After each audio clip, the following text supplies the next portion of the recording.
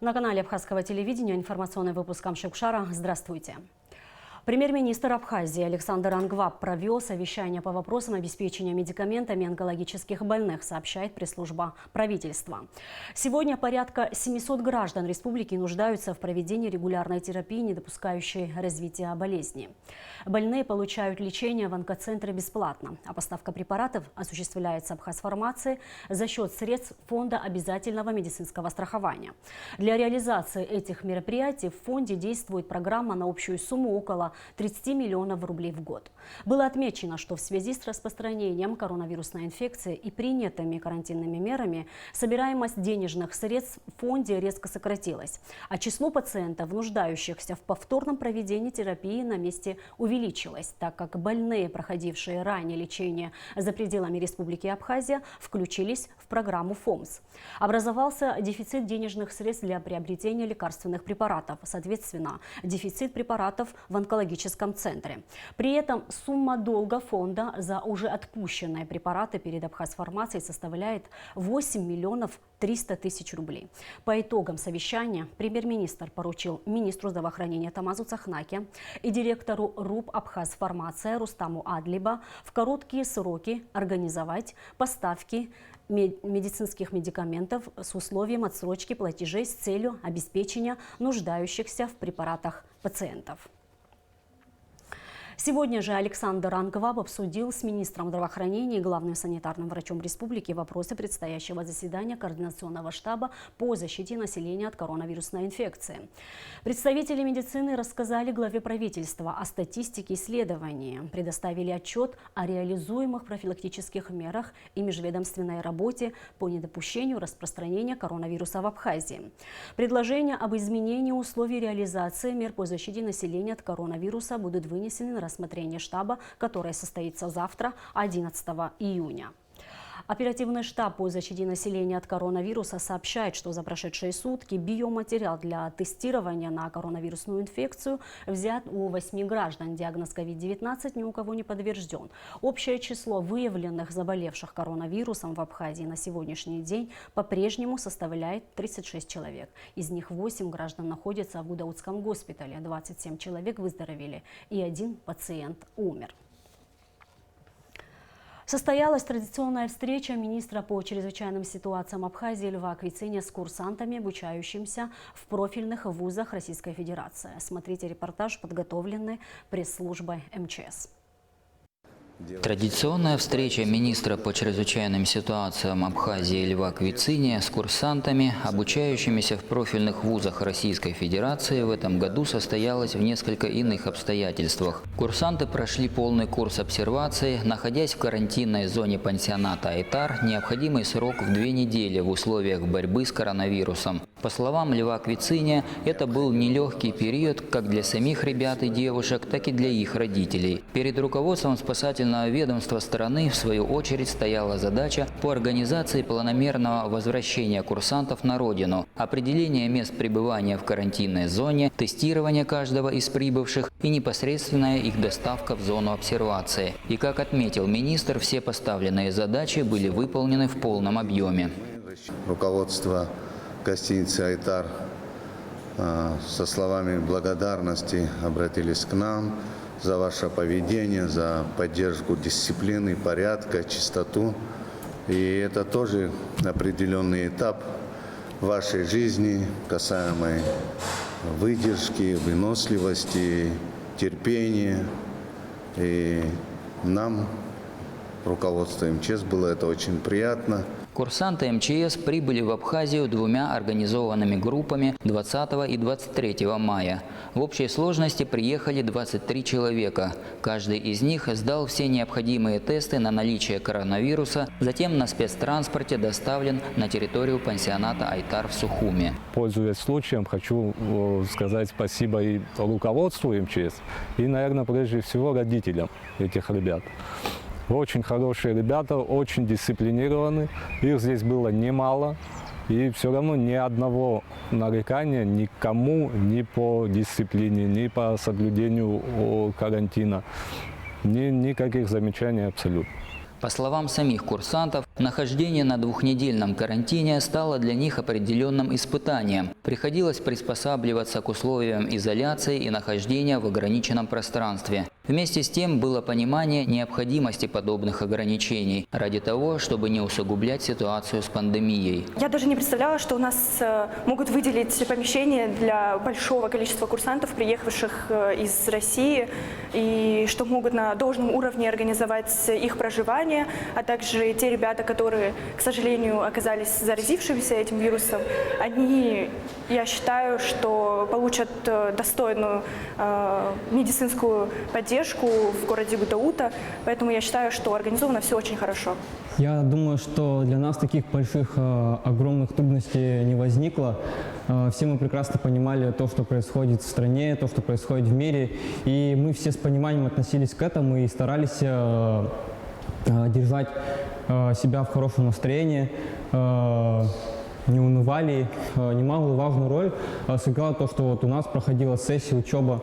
Мы все занимались, учились там дистанционно, там по WhatsApp, по Instagram, по Skype. И также общались с родителями, родными, близкими. И это все в совокупности создало такую атмосферу, что эти 14 дней, которые мы там находились, они вообще для нас прошли незаметно. На встрече министра ПЧС Абхазии с курсантами рассматривались текущие вопросы организации учебного процесса в условиях борьбы с распространением коронавируса, в том числе и сроки сдачи годовых итоговых аттестаций. Любые изменения в процессе обучения курсантов МЧС будут внесены, исходя из сложившейся эпидемиологической ситуации, включая и сроки отбытия курсантов в профильные вузы на территорию России. Глава МИД Абхазии Даур Кови провел очередную видеоконференцию с сопредседателями международных женевских дискуссий по безопасности и стабильности в Закавказье, сообщается на сайте внешнеполитического ведомства. В ходе онлайн-конференции обсуждались вопросы распространения коронавируса в Абхазии, вопросы безопасности и стабильности в регионе, вопросы гуманитарного характера, а также перспективы проведения очередного раунда женевских дискуссий.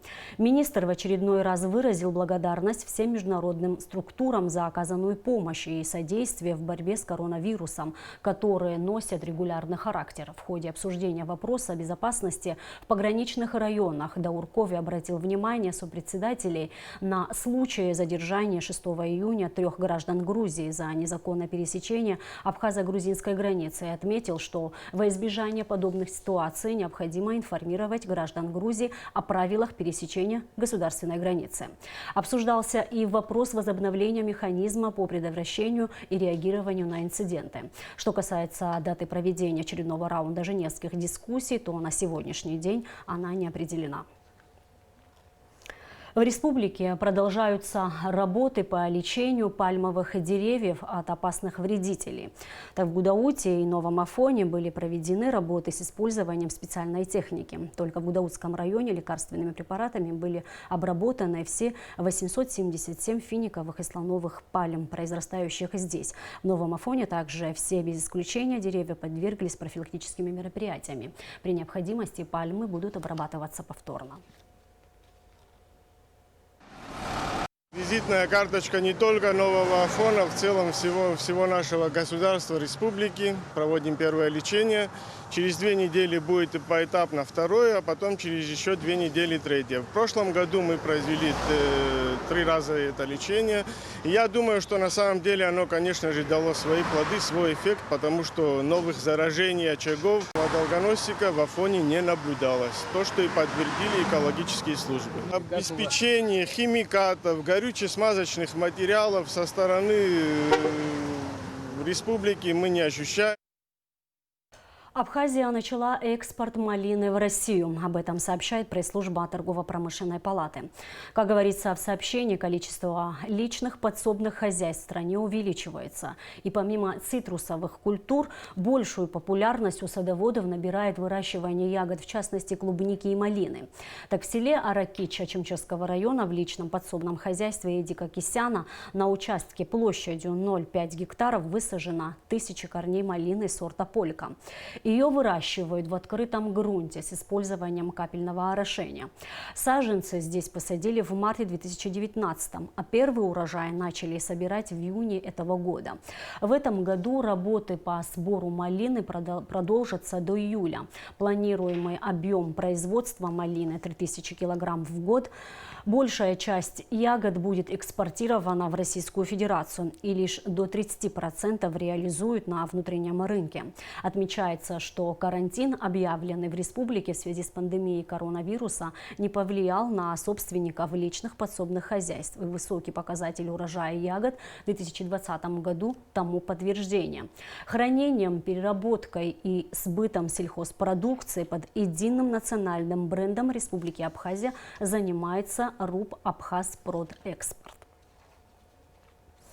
Как известно, с 26 марта в Абхазии в связи с опасностью распространения коронавирусной инфекции запрещена деятельность банкетных залов и проведение свадебных торжеств. Отразилось ли это на желании молодых людей создать семью? И есть ли пары, которые все же решили пожениться во время карантина? Репортаж Сарии Кварцхеля. Карантин карантином, а жизнь продолжается. Люди влюбляются, встречаются, а некоторые женятся. Правда, коронавирус вносит свои коррективы в привычный всем сценарий. Запрет на проведение свадебных торжеств и, как следствие, закрытие банкетных залов. Однако есть и те, которые не стали откладывать знаменательное событие до лучших времен. И все-таки решили пожениться в условиях карантина. Абхазские свадьбы славятся далеко за пределами республики. Известны они своей пышностью, большим числом гостей и традиционным празднованием. Так называемый свадебный сезон начинается в конце сентября. Следовательно, март и апрель в этом смысле не так загружены. Однако все же есть пары, которые собирались под венец именно в это время. Но из-за карантина им пришлось перенести бракосочетание на неопределенную дату. Обязательно надо переносить свадьбы и компании, потому что риск он все равно сейчас высок. Хотя меры безопасности проводятся у нас в Абхазии. Ни друзья, ни родственники, никто у меня не отменял ни свадьбы, ни келехи, ничего. Но я считаю, что это все правильно. Что отменили, что не разрешают, что это большое скопление народа, конечно, это сейчас невозможно. У меня есть знакомые, которые отменили в связи с сложившейся ситуацией с коронавирусом, с пандемией, отменили компании и свадьбы. Но я не могу сказать, что я считаю это совсем правильно, потому что лично я не вижу особого риска заражения у нас в Абхазии. Даже если выйти на берег, видно, что люди гуляют и все контактируют друг с другом. И я не считаю, что это особо правильно. Как говорится, браки заключаются на небесах, но оформляются все же в ЗАГСах. Если говорить о статистике официально зарегистрированных пар в городе Сухум во время карантина и сравнивать их с прошлым годом, то за май текущего года количество зарегистрировавшихся в 10 раз меньше. Если в Абхазии официальное вступление в брак напрямую связано с проведением пышной свадьбы, и поэтому их чаще откладывают, чем проводят в узком ограниченном кругу, то в других странах молодожены нашли безопасный способ проведения свадебных церемоний – онлайн-трансляции. Как оказалось, для них коронавирус не стал поводом отмены торжества. А некоторые невесты вместе с платьем подобрали еще и праздничную защитную маску и перчатки. Естественно, такая же мера защиты от коронавируса касается не только самих брачующихся, но и гостей. Сария Кварцхеля, Алексей Баструков, Абхазское телевидение. И в конце выпуска о погоде. По сообщению Гидромедцентра, завтра на территории Абхазии ожидается переменная облачность. Ночью и днем без осадков. Жаркая погода, поздним вечером местами возможен небольшой дождь, гроза. Температура воздуха ночью плюс 17-22, днем плюс 27-32. Температура морской воды плюс 20 градусов. И на этом наш выпуск завершен. Всего вам доброго.